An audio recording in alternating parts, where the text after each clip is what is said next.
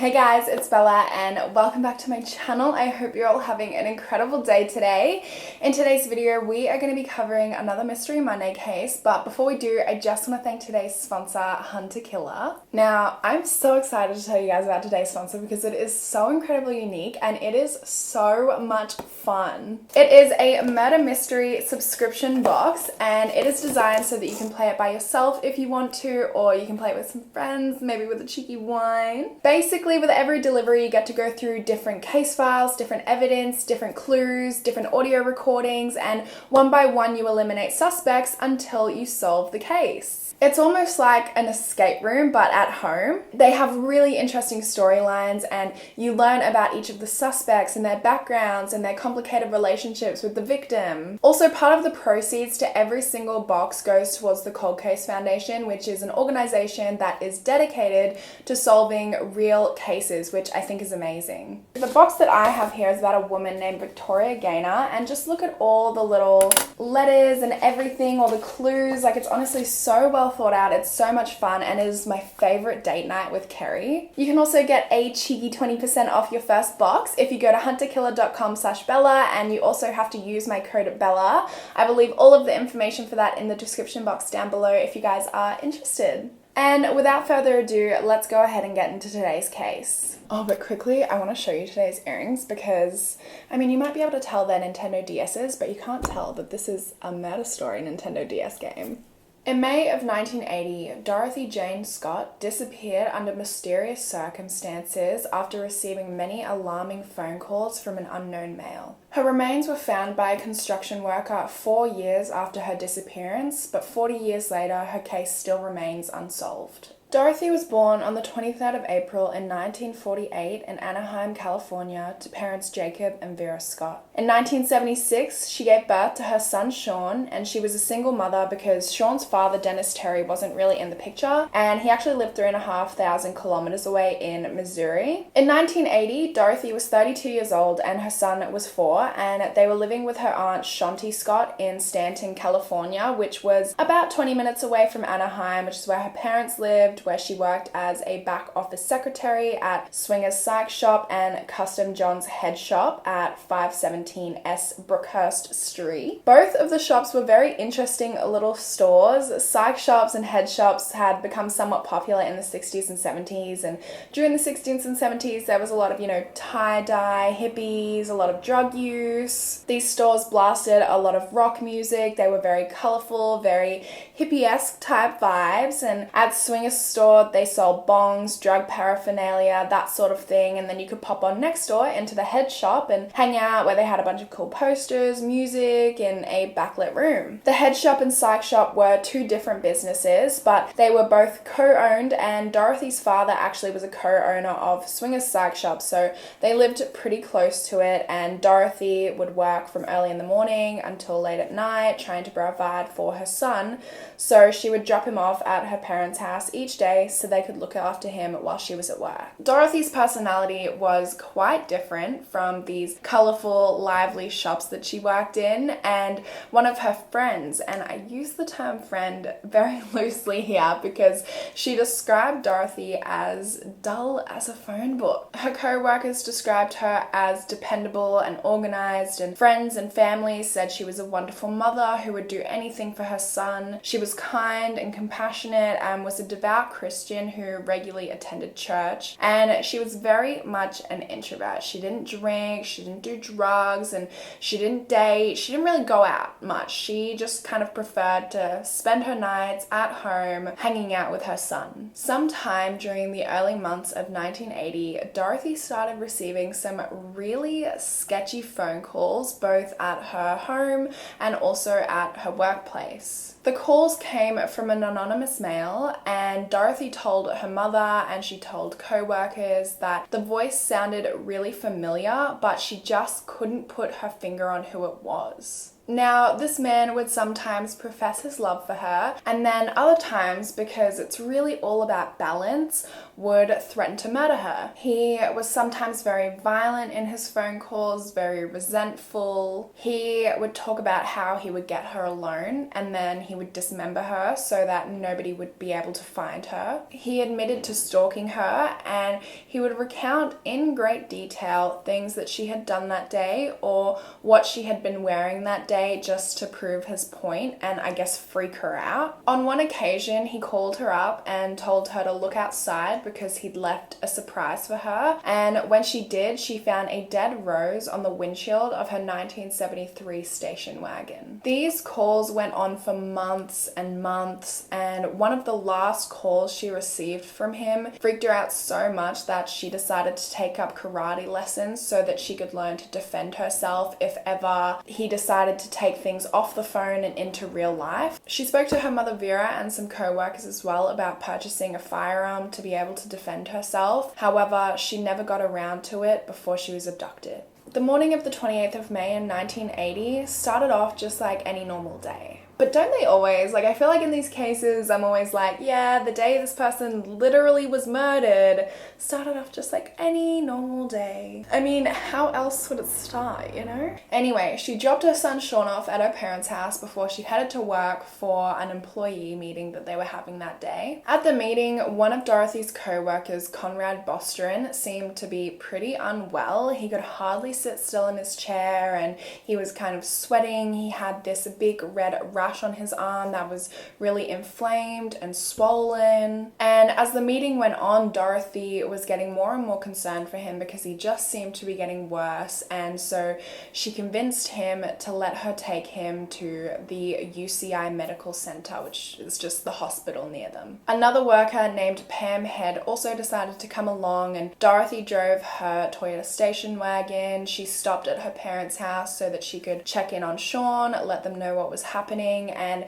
she also changed. She had like a grey or black scarf on, and she changed that to a red scarf before heading off to the medical center. As it turned out, Dorothy was a legend for wanting to bring him to the hospital because he had been bitten by a black widow spider, which makes me cringe just thinking about it because they have one of the most painful bites ever, and it can last several days, just really bad pain, swelling, nausea, and if you get one, even if you go to the hospital, they usually want to monitor you for like 8 to 12 days after, and if a kid gets bitten by a black widow spider, it can actually be fatal. Like, these spider bites are no joke. Conrad ended up being in the hospital all day and all night, and Pam and Dorothy, absolute troopers, stayed there all day and all night waiting for him. They were just reading magazines, small talk, but they stayed in the lobby together the entire time unless they were like, you know, going to the bathroom or something. It wasn't until 11 p.m. that Conrad was discharged, and very understandably, he was still looking very woozy and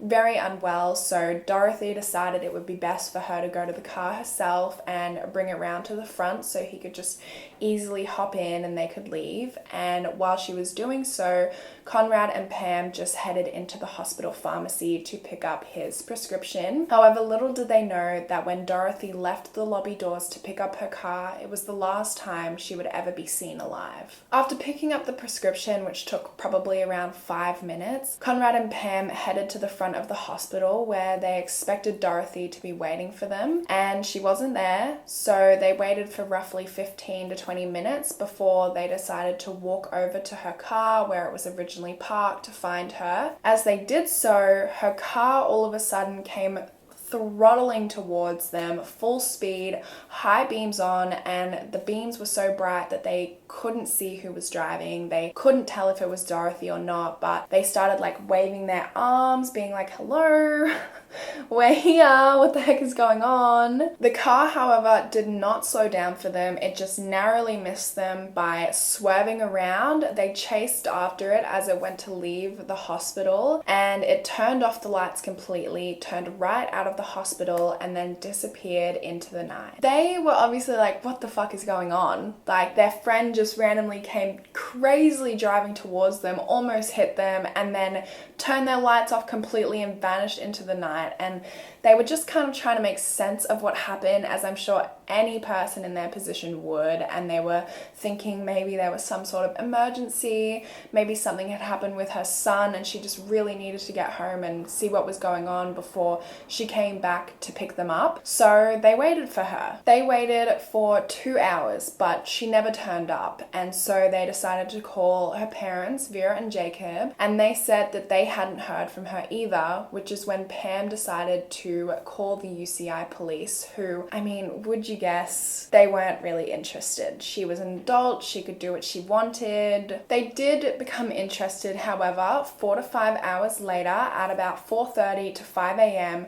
when her car was found engulfed in flames in Santa Ana alleyway about 15 kilometers away. There was no trace of Dorothy inside the car, and several search parties were conducted in the following days, but no traces of her were found. Now, the car being found in itself is really interesting because how did it get there? There were a few reports that there was another car in front of Dorothy's that also turned the same way out of the hospital. I couldn't confirm these though, and only some reports mentioned this other car. If this is true, then this likely means that maybe there were 2 assailants or more. Maybe one was driving Dorothy's car and one was driving this other car in front, because I don't know, I fail to believe that Dorothy was driving this car or that this random person would get Dorothy to follow them in such an erratic way. And from all of the information that I've gathered, it would be really out of character for Dorothy to be just driving like that at all. And having 2 assailants would definitely mean that one of them could have set the car on fire, the other one could have been there and they could have left in that car with Dorothy in the car, and that's why her body wasn't found. If the information about this second car was incorrect, which I personally am inclined to believe, because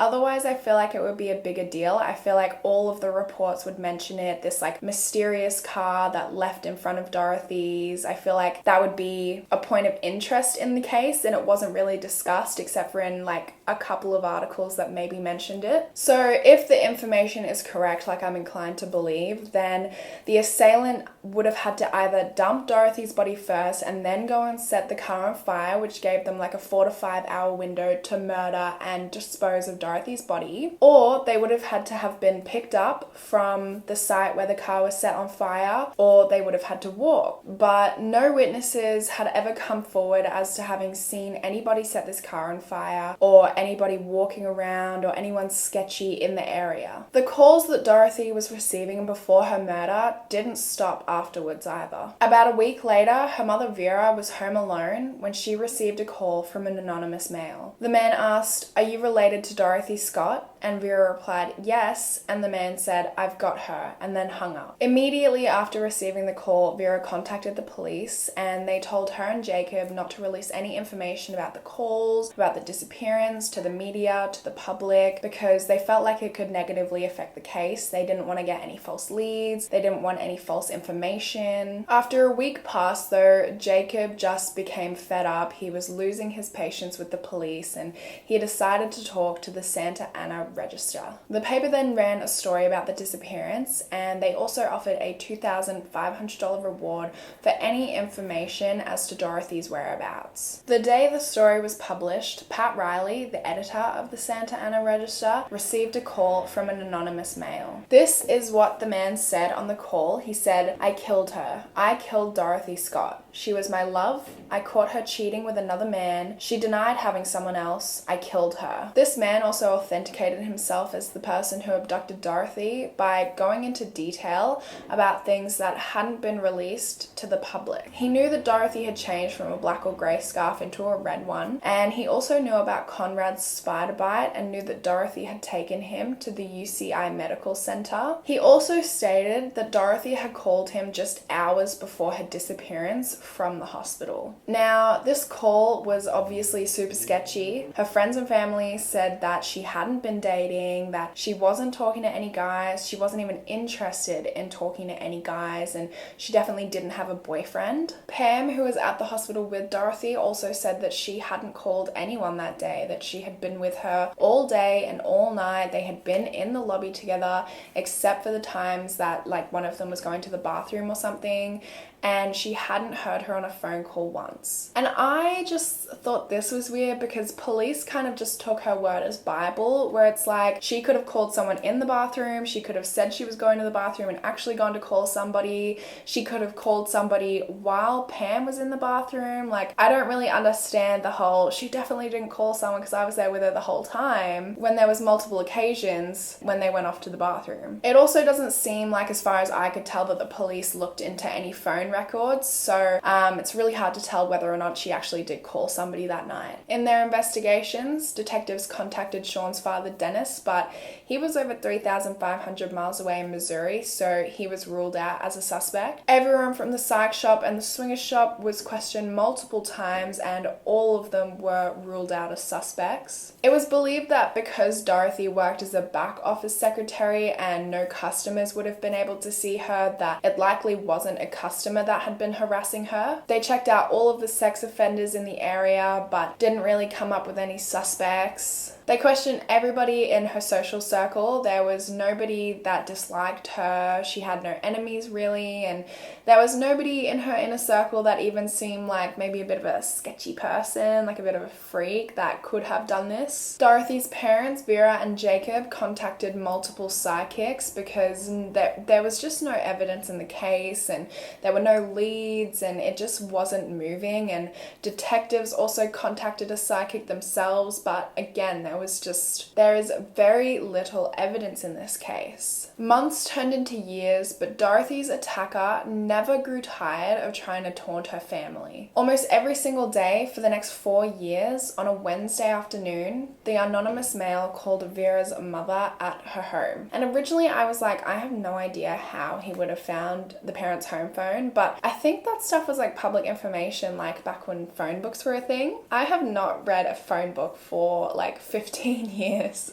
But every Wednesday when the man would call, he would say something along the lines of, I've got her, or I killed her, or where is Dorothy, or is Dorothy there? Like just some sort of sick game. Police set up a recorder in the Scott family residence to record the killer's voice, which was gruff and plainly disguised. However, nobody recognized the voice. They also tried on multiple occasions to trace the call. However, he never stayed on the line long enough for them to do so. It seemed like this guy was stalking Vera and Jacob in the same way that he was stalking Dorothy, in that he knew their day-to-day routines, he knew when he could call in Wednesday afternoons, when Vera would be home, until one day in April of 1984 when he called up and Jacob answered the phone, and the man hung up and he didn't call back for a long time after this. Now, besides these calls, as far as leads go, there was nothing. There was very, very, very little evidence in this case. And slowly it started to go cold until the 6th of August in 1984, when a construction worker found the remains of a dog at Santa Ana Canyon Road, about 20 kilometers away from UCI Medical Hospital. The worker kept digging and found human remains beneath the dog remains. He found a human pelvis, an arm, 2 thighs, and a skull. The body was found with a turquoise ring as well as a watch which had stopped at 12:30 a.m. on the 29th of May 1980, the day that Dorothy had disappeared. Dorothy's mum also positively identified the turquoise ring as having belonged to Dorothy. I couldn't find any information about the remains of the dog and who the dog belonged to, but I think it's possible that the dog maybe belonged to the killer, or maybe even this was some sort of like ritualistic thing and that's why the dog was there. It just seems like too much of a coincidence that a random dog was buried on top of Dorothy. Just over a week after the remains were found, dental records were used to confirm that the remains belonged to Dorothy Scott. An autopsy was conducted on the remains, but due to the severe decomposition as well as the lack of remains found, they were unable to determine a cause of death. After the announcement of the discovery, Jacob and Vera received one last call from the anonymous male who said Is Dorothy there? Since then, the case has been cold for the last 36 years. Dorothy's father Jacob passed away in 1994, just 1 week shy of his 70th birthday, and her mother Vera passed away in 2002 without ever having received closure as to what happened to their daughter. So let's talk about some theories. Despite the fact that there have never officially been any suspects in this case, there has of course been some speculation as to who the killer might be. Now, apparently there was a man named Mike Butler who Dorothy's son Sean became aware of through a couple of Dorothy's friends who lived in Missouri. Michael Butler was a deeply religious man and was well known through his community. He was said to have alternative religious beliefs and may have been involved in some cult-like activity, which definitely would make sense on the front of the dog being buried with Dorothy. It could be some sort of cult-like ritualistic sort of thing. He was an army brat and his mother was a New Zealand war brat while his father was an army captain. His family settled in Southern California after his father decided to retire. He attended Fullerton Union High School and graduated in the early 1960s and then went on to attend California State University, majoring in English. He was known to be a pretty good athlete, voted MVP for cross-country track, and when he was 20 years old, he was drafted into the US Army and was assigned to Hohenfels in Germany in 1967 after completing basic training. While stationed in Germany, he became a writer who was published frequently in Stars and Stripe News, and he also served as a base commander's public information and media officer as well as a photographer. After his time in the military, he went on to a completely different line of work and decided to become a roadie for a bunch of different rock bands, for the Beach Boys, and as well for his sister's band, which was quite successful. His sister was an accomplished musician and singer who at one time worked with Dorothy at the swingers shop in Anaheim. While she was working there with Dorothy, Mike had also settled in Orange County in California and worked at a machine shop as a maintenance employee just across the road from where Dorothy and his sister worked. And if he worked this close to Dorothy, that means he definitely would work close enough to have popped in, spoken to Dorothy enough for her to be familiar with his voice, but maybe not enough that she could pinpoint exactly who he was, because as I mentioned, she said the voice on the call was familiar. It also means that he may have been close enough to keep an eye on her day-to-day activities, which is how he knew all of this information about her and stalked her and whatnot. On the 28th of June in 2014, Mike did pass away from health complications, so if he did have anything to do with the murder, it's likely that it will never be solved. There was also some speculation that the Golden State Killer may have been responsible for the murder because there were some similarities between Dorothy's murder and the Golden State Killer's MO. He always called his victims before his crimes, and on one occasion he called a victim a decade later just to let her know that he was still out there. He would often target women who were home alone, single women, mothers, women whose husbands may not have been home at the time, and he always stalked his victims as well. The Golden State Killer was also known as the East Area Rapist and was also thought to have been the Visalia Ransacker. So he was definitely known for being a peeping Tom, for being a bit of a creep, for always stalking these women. He also moved to Southern California in 1979, just 1 year before Dorothy's murder, to continue his crime spree. I do think this theory is pretty far-fetched for a number of reasons, but I thought it was worth mentioning. There are definitely some disparities between his MO and Dorothy's murder, and it just seems like Dorothy's murder was very, very personal. It wasn't by this one guy who was going around and had all of these different victims. This was a very targeted attack, and he seemed to know everything about her. He told Dorothy, Dorothy's mother, and Pat Riley, the editor of the Santa Ana Register, that he loved Dorothy, which is something that the Golden State Killer never did. He never proclaimed love for any of his victims. He also usually committed all of his crimes at the victim's home, and Dorothy was obviously taken from the UCI Medical Center, not from her house. Now, the last theory is that Dorothy did have some sort of secret boyfriend, or maybe some sort of secret ex-boyfriend who was still in love with her and very salty about the breakup. Maybe they were still together and had some sort of fight, or maybe he feared that Dorothy Dorothy was cheating on him, and so he decided to murder her. This would make sense in terms of the killer stating that he was in love with her, saying that she called him from the hospital that night, because if it was a secret boyfriend or ex-boyfriend, then maybe she did. And it also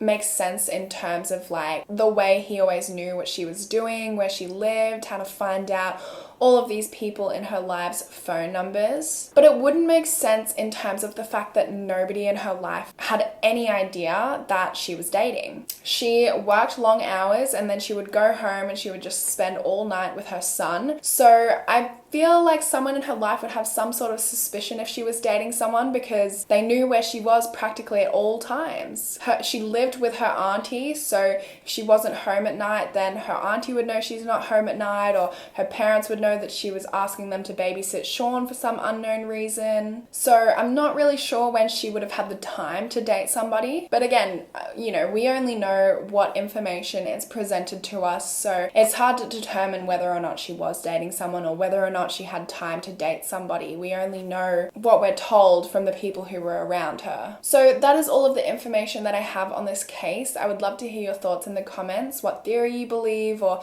if there are any theories you thought of that maybe I didn't mention. Thanks for watching, guys, and hopefully I will see you in my next video. Bye, guys.